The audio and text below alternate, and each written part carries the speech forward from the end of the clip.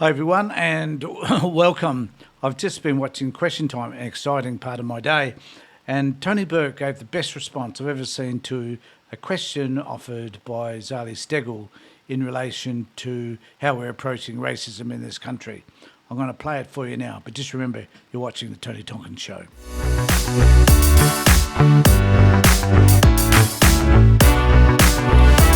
I think this is probably the most significant answer that we've ever seen in Question Time. And I want you to be a party to it. I want you to view what was said and to give us your comments below. Immigration and Multicultural Affairs. The Multicultural Framework Review is a generational reform agenda requiring a whole-of-government and community approach that will position Australia to realise its full potential as a nation made up of many cultures, faiths and lived experiences.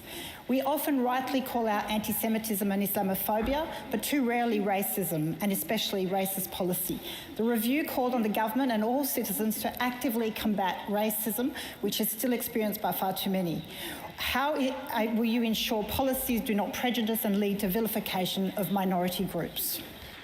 The call to the Leader of the House. Thanks very much, Mr Speaker, and I thank the member for Warringah for the question. The Multicultural Framework is an important document following a long period of consultation, and I pay tribute to the Minister for Skills for all the work that he did in making sure that we have that available for Australia. It starts with a simple view that we are better together. That's the simplicity of it. That the fact that we need, quite properly, to have rules around making sure everybody is safe does not disqualify us from also making sure people feel welcome. And so you have a series of issues. One are the messages that the government sends. Simply having the multicultural framework at all is an important thing. Secondly, some of the funding measures that have been decided on that flow from that give particularly some of the emerging communities a better capacity is important work as well. And effectively you end up with three sorts of events. You get some events where people get to celebrate their heritage, other events where it's one big celebration and we all celebrate it together, and other opportunities to learn from each other and to understand each other's stories, and you need to thread through all of those.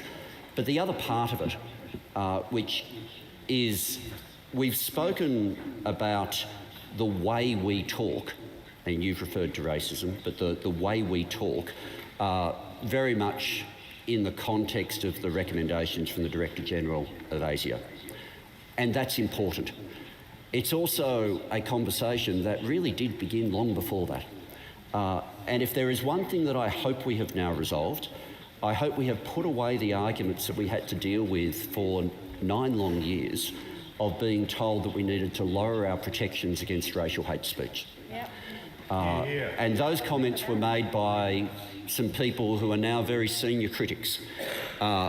It was the Leader of the Opposition who wanted those protections lowered and said they don't want, the Australian people don't want to have officials out of Canberra jamming some sort of language code down their throat. That was the response to hate speech. Senator Patterson said if it was up to me, we'd put an 18C repeal bill every day of the week until it passes. The now Shadow Minister for Defence said that's why we have defamation law. We don't need 18C to sort these issues out. And I put to those who are in a similar position to me and to the member for Warringah, neither you nor me, member for Warringah, will experience racism at any point in our lives in Australia. But our neighbours will and our friends will. Yep. And words can be bullets. Indeed. And what might seem like a great way for some people to get a headline, none of us should underestimate the harm it does not just to those individuals, but to the fabric of the nation. Well, I think that was probably one of the most significant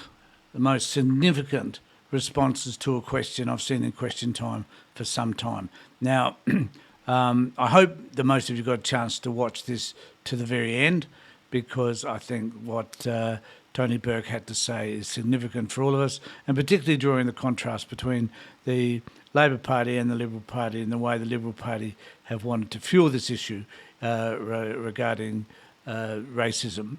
So let me know what you think in the comments below. Please remember to subscribe and to ring the bell for further notifications. In the meantime, take care. look after yourselves and make sure that you and the people that you love are safe.